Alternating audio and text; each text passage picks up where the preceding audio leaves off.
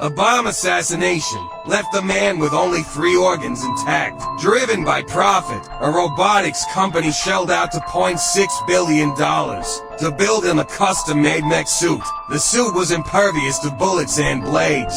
Only firearms caliber .50 and above could pierce it. In the subsequent field test, he was to take on 50 for artificial mechs alone. The system first scanned the environment, using panoramic imaging to map out the enemy's positions and numbers, and then the battle began. The modified Murphy didn't need his brain to make judgments in combat. The machine directly controlled his attacks and evasions, hitting every target without fail. But in daily life, his own brain still made decisions, achieving the perfect fusion of human and machine. It didn't take long to take down all 50 for artificial mechs, and the company executives were thoroughly satisfied. That night, Murphy was allowed to go home to see his wife and child. Though his body was a cold machine, his family was overwhelmed with emotion at seeing him reborn. But he couldn't stay the night. He had to return to the lab for maintenance and charging. The next day marked Murphy's first public appearance. Right at that highly anticipated moment, something went wrong.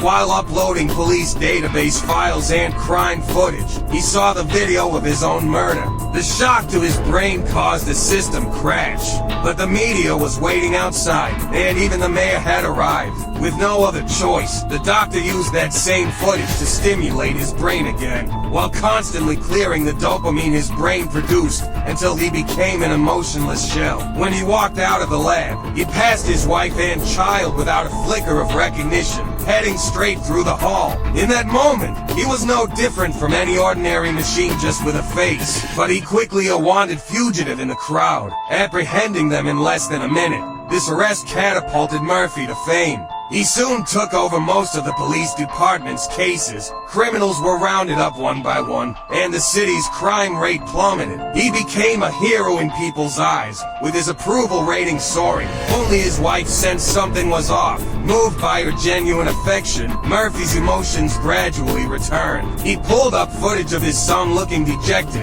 and suddenly, breaking free from emotional constraints, he turned around and headed home. Once at the door, he accessed all the footage to reconstruct the night he was killed. He seemed to make a discovery. The doctor, curious to see what he'd do, let him continue. Soon, Murphy identified the mastermind behind his assassination, Wallen, an underground arms dealer, who also had a mole inside the police department. Hearing Murphy was coming, Wallen gathered all his men, ready to fight to the death.